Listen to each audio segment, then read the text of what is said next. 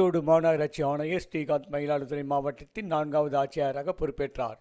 மாவட்ட வருவாய் அலுவலக தலைமையில் அனைத்து துறை அதிகாரிகள் வரவேற்பளித்து வாழ்த்து தெரிவித்தனர். மயிலாடுதுறையில் கடந்த 28ஆம் தேதி நடைபெற்ற மாவட்ட குழந்தைகள் பாதுகாப்பு அலகு சார்பில் காவல் அலுவலருக்கான போக்சோ சட்டம், குழந்தை பாதுகாப்பு மற்றும் பராமரிப்பு குறித்து ஒருநாள் திறன் வளர்ப்பு பயிற்சி முகாமில் மாவட்ட ஆட்சியர் மகாபாரதி போக்சோ வழக்கு தொடர்பாக 3.5 வயது சிறுமி தவறு செய்ததாக பேசியதற்கு சர்ச்சையானது.